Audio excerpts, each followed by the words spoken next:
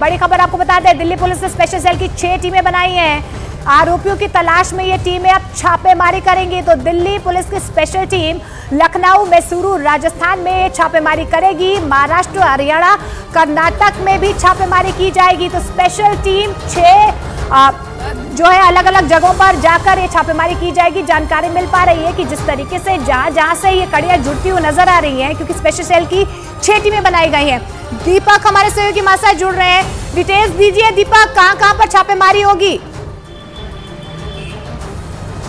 देखिए, एक साथ कई टीमें बनाई गई हैं क्योंकि दिल्ली पुलिस की स्पेशल सेल को 7 दिन की पुलिस कस्टडी मिली है चारों आरोपियों की, और इस 7 दिन में वो कोशिश ये करेगी कि जल्द से जल्द सभी लोकेशन को ट्रेस किया जाए, क्योंकि जो आरोपी हैं वो इन 6-7 लोकेशन में है, चाहे वो हरियाणा हो, राजस्थान हो, महाराष्ट्र हो, और उसके अलावा लखनऊ, मैसूर, ये ऐसे लोकेशंस हैं जहां पर दिल्ली पुलिस की टीमें बनाई गई हैं कि यहां पर जाकर वो सिंगल वहां पर आरोपियों को लेकर जा सकती है। और इसी वजह से इन 6 टीमों को जल्द से जल्द निकलने के भी आदेश दिए गए हैं ताकि कभी भी वो निकल सकते हैं। सूत्र बता रहे हैं कि इन्वेस्टिगेशन को जल्द से जल्द कर लेना चाहती है एजेंसियां, क्योंकि कोई भी सबूत ऐसा ना हो कि जो नष्ट हो जाए या फिर आरोपी या उनके कोई साथी उस चीज़ को नष्ट ना कर दे। और इसी वजह से यहाँ पर पुलिस की टीमें कोशिश कर रही है कि जल्द से जल्द इन सभी लोकेशन पर जाया जाए, और इसी के लिए टीमों को बनाया गया है ताकि जल्द से जल्द जांच के जो दूसरे लोग हैं, जैसे अभी ये बताया जा रहा था कि महेश और कैलाश नाम के संदिग्धों को हिरासत में लिया गया है। ये भी कहीं ना कहीं खंगाला जा रहा है कि जहां ये लोकेशंस हैं, जहां पर छापेमारी होगी, कुछ और नए किरदार भी सामने आ सकते हैं। देखिए, बिल्कुल निश्चित तौर पर देखिए, एक दिन पहले ही देर रात को ललित झा नाम के आरोपी की गिरफ्तारी हुई थी और नाटकीय रूप से ये गिरफ्तारी की गई थी। उसने सरेंडर किया था, उसके बाद पुलिस ने उसको गिरफ्तार किया है। लेकिन उसके साथ ही महेश और जो कैलाश नाम के 2 शख्स और आए हैं सामने, इन दोनों से पूछताछ की जा रही है, हिरासत में लिया गया है। इसके अलावा अभी कई और इस पूरे नेटवर्क को पकड़ने के लिए पुलिस को आगे जाना है, और इसी वजह से कई टीमों को बनाया गया है ताकि ये टीमें अलग अलग लोकेशन पर जाकर उन सबूतों को अपने पास ले, और उसके अलावा लोकेशन पर जाकर उन लोगों तक पहुंचे, क्योंकि फोन जिसे नष्ट करने की बात की जा रही है वो फोन के डेटा को खंगाला जाएगा ताकि इन तक पहुंचा जा सके। और इसीलिए पुलिस कोशिश कर रही है कि जल्द से जल्द इस पूरे नेटवर्क को पकड़ने के लिए जितनी जल्दी हो सके उतनी कोशिश की जाए, और यही वजह है कि देर रात भी पुलिस की कई टीमें छापेमारी के लिए निकली थी। जी बिल्कुल दीपक, और जिस तरीके से अभी 6 टीमें बनाई गई हैं, कौन कौन इन टीम्स को लीड करेगा, कब तक जो है ये छापेमारी हो सकती है? और इसके अलावा जिस तरीके से ये भी जानकारी मिल पा रही है कि लखनऊ में स्पेशल जूते बनवाए गए थे, वहां पर भी क्या टीम निकल चुकी है वहां के लिए? देखिए, बिल्कुल सबसे अहम चीज़ लखनऊ जाना ही है, क्योंकि लखनऊ में जूते स्पेशल तौर पर बनाए गए थे कि 2 जूतों की जो जानकारी मिल रही थी कि अगर संसद के अंदर वो जा सकते हैं तो सिर्फ जूतों की चेकिंग नहीं होती, और इसी वजह से उन जूतों को खास डिजाइन करके बनवाया गया था।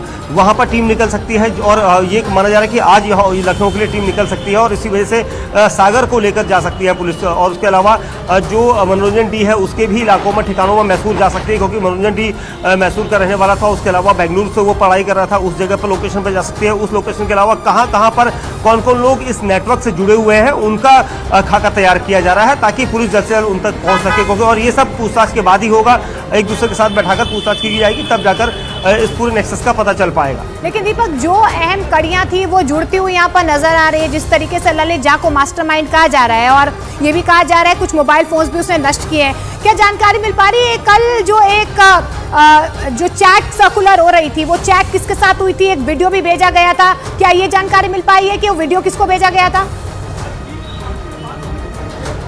देखिए, मैं बताता हूँ आपको कि जिस दिन ललित झा ने 13 दिसंबर को अपने साथियों का वीडियो बनाया था, क्योंकि 13 दिसंबर को जब नीलम और उसके साथी अमोल संसद भवन के ठीक बाहर प्रोटेस्ट कर रहे थे और स्प्रे कर रहे थे, उसी दौरान ललित झा वहां पर वीडियो बना रहा था। वीडियो बनाकर ललित झा वहां से निकला, और उस तुरंत ही वो वहां से निकलकर दूसरी तरफ गया, और वहां पर उसने पोस्ट को कुछ लोगों को भेजा, और अपनी सोशल मीडिया साइट पर जाकर उसने उस वीडियो को वायरल किया कि उसने ये वीडियो बनाया। उसके बाद कुछ ऐसे दोस्तों को भेजा कि इस वीडियो को सेफली रख लिया जाए, यानी सेफली का मतलब साफ था कि उसे डर था कि उसके फोन से वो वीडियो डिलीट कर सकता है, तो वो दूसरा वो वीडियो। तो देखिए, कई तारें जो है यहाँ पर जुड़ती हुई नजर आ रही है। दीपक, फिलहाल इस तमाम जानकारी का बहुत बहुत शुक्रिया, आपका रुख हम करेंगे। लेकिन दिल्ली पुलिस की स्पेशल सेल ने 6 टीमें बनाई हैं, अलग अलग जगह छापेमारी की जाएगी, और इसी मामले को लेकर देखिए लगातार अपडेट मिल रहे हैं। पूछताछ का दायरा जो है लगातार आगे बढ़ता हुआ नजर आ रहा है।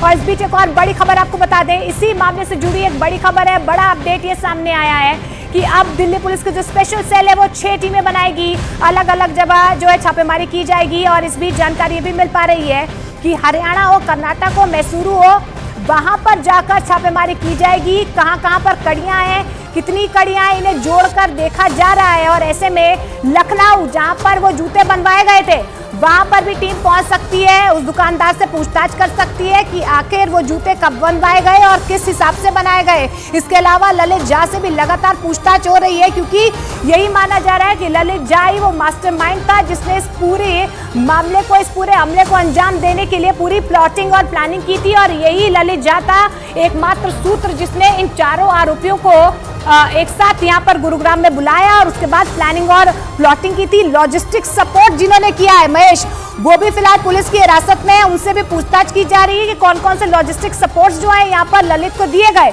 कितने फोन इनके पास थे, कितने फोन को नष्ट किया गया है, क्या क्या डेटा फोन में था, उसे भी खंगाला जा रहा है। जांच का दायरा जो है लगातार बढ़ता हुआ नजर आ रहा है। तमाम टीम्स अपने अपने तरीके से इस पूरे मामले को लेकर जांच कर रही हैं।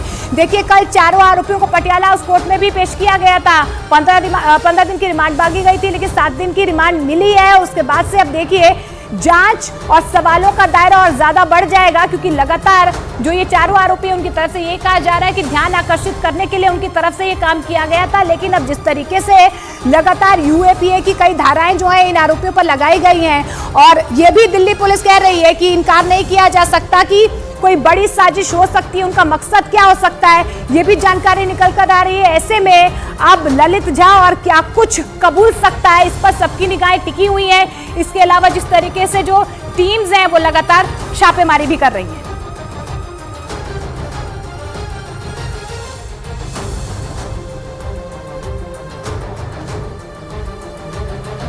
तो देखिए, 5 हिरासत में लिए गए हैं, गिरफ्तारी भी हो चुकी है, छापेमारी लगातार की जा रही है। मास्टरमाइंड जो है उसने खुद सरेंडर किया है, लेकिन ललित झा के कितने मददगार हैं, ये सवाल अब तक बना हुआ है। इसके अलावा देखिए, छापेमारी लगातार जारी है और ऐसे में अब कई कड़ियां खुलती हुई नजर आ रही हैं।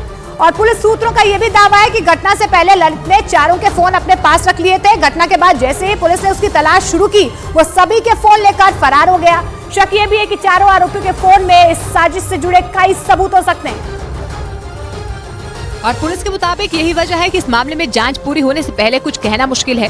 पुलिस के मुताबिक घटना में आतंकी संगठन का हाथ हो सकता है। पुलिस ने कोर्ट में ये भी कहा कि जिस प्लानिंग से पूरी घटना को अंजाम दिया गया वो किसी आम आदमी के बस की बात नहीं है। इसलिए पुलिस को शक है कि इन आरोपियों के पीछे कोई बड़ी ताकत या कोई बड़ा संगठन शामिल हो सकता है। दिल्ली पुलिस के मुताबिक वो रिमांड के दौरान आरोपियों को गुरुग्राम और मैसूर लेकर जाएगी, क्योंकि इन दोनों शहरों का कनेक्शन घटना की प्लानिंग से होने का शक है। इसके अलावा आरोपियों को लखनऊ भी ले जाया जाएगा, जहां से जूते खरीदे गए थे। यही नहीं, आरोपियों को स्मोक बम की जांच के लिए मुंबई भी ले जाया जाएगा। और पुलिस सूत्रों के मुताबिक ललित ने ही चारों आरोपी के साथ मिलकर संसद के अंदर स्प्रे कांड और संसद के बाहर प्रदर्शन करने की साजिश को अंजाम दिया था। पुलिस सूत्रों का यह भी दावा है कि ललित ने इस घटना को अंजाम देने के लिए 13 दिसंबर की तारीख तय की थी। है कि ललित और उसके साथियों ने भगत सिंह से प्रभावित होकर इस घटना को अंजाम दिया, ताकि पूरे देश का ध्यान उनकी ओर आकर्षित हो सके। सूत्रों का दावा है कि जांच के दौरान सुरक्षा एजेंसियों को पकड़े गए आरोपियों के किसी भी आतंकी संगठन से जुड़े होने के सबूत नहीं मिले, लेकिन इसके बाद भी पुलिस और सुरक्षा एजेंसियां हर एंगल को खंगालने में जुटी हुई हैं। और पुलिस सूत्रों के मुताबिक पूछताछ में आरोपियों ने बताया कि ललित के कहने पर इस घटना के लिए 13 दिसंबर का दिन तय किया गया था। ये वो दिन है जिस दिन ठीक 22 साल पहले संसद पर आतंकियों ने हमला किया था और उस आतंकी हमले में 9 लोग शहीद हो गए थे। मतलब जानबूझकर ललित ने इसी दिन संसद में स्मोक कलर अटैक की प्लानिंग की थी। सूत्रों के मुताबिक घटना को अंजाम देने से 2 दिन पहले ललित ने ही सभी को गुरुग्राम बुलाया था और सारे लोग दिल्ली के नजदीक गुरुग्राम में विशाल उर्फ विकी के घर पर रुके थे।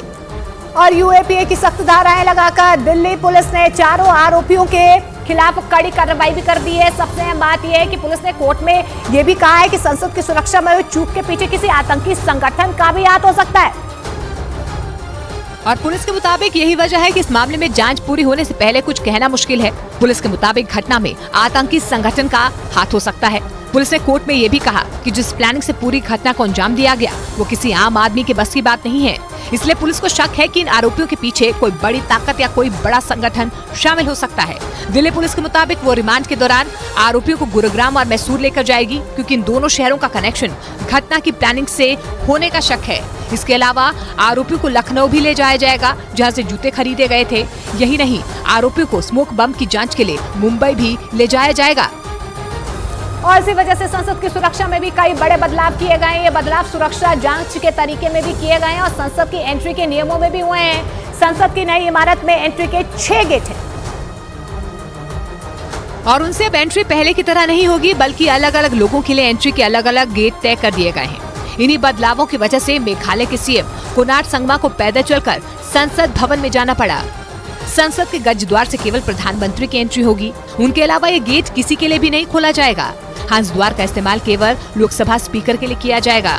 इसी तरह अश्व द्वार का इस्तेमाल राज्यसभा चेयरमैन की एंट्री के लिए होगा, जबकि सांसदों और मंत्रियों की एंट्री संसद के मकर द्वार से होगी। मीडिया कर्मियों की संसद में एंट्री अब गरुड़ द्वार से होगी, जबकि मुख्यमंत्रियों और अधिकारियों के लिए गरुड़ द्वार और शार्दुल द्वार होगा। इतना ही नहीं, सुरक्षा जांच में भी कुछ कड़े बदलाव किए गए हैं और संसद में दाखिल होने वाले लोगों के जूते उतरवाकर भी जांच की गई। संसद की सुरक्षा के लिए पहले से कहीं ज्यादा सख्त प्रोटोकॉल बनाए गए,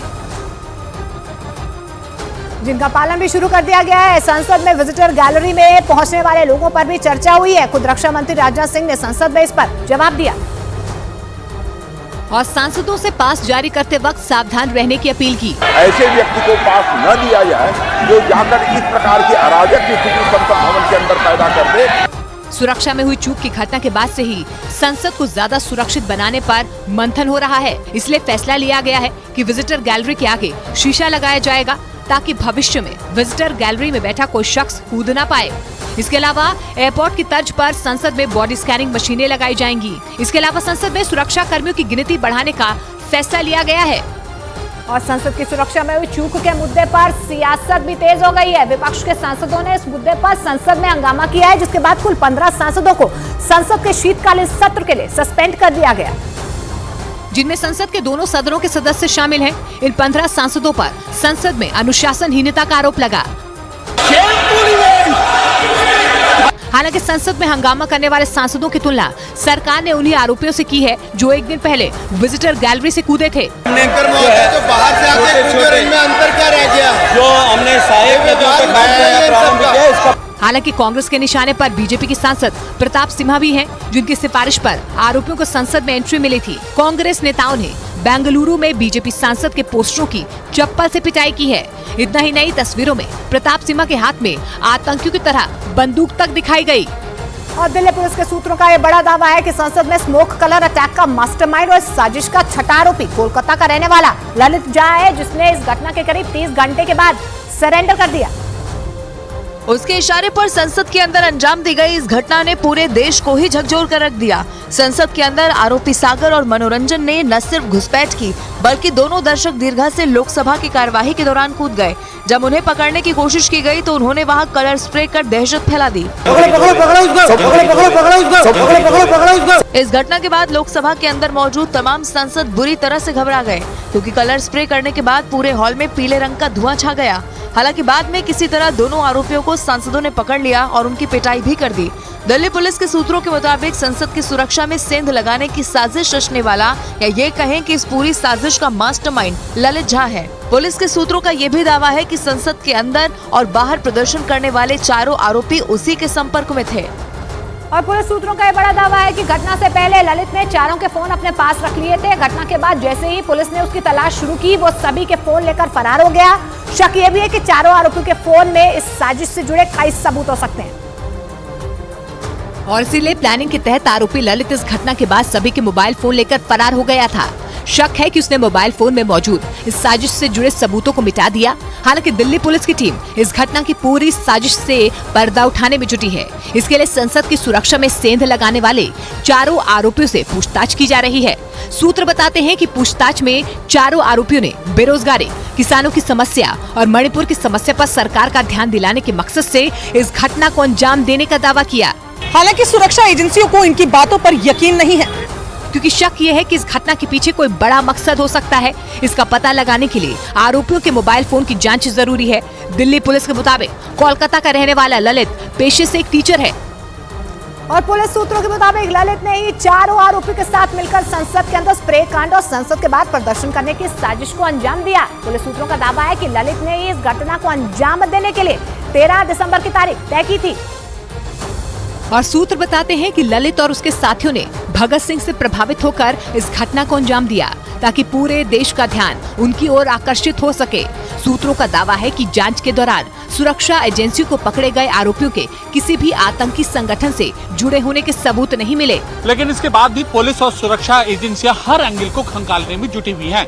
और पुलिस सूत्रों के मुताबिक पूछताछ में आरोपियों ने बताया कि ललित के कहने पर इस घटना के लिए 13 दिसंबर का दिन तय किया गया था। ये वो दिन है जिस दिन ठीक 22 साल पहले संसद पर आतंकियों ने हमला किया था और उस आतंकी हमले में 9 लोग शहीद हो गए थे।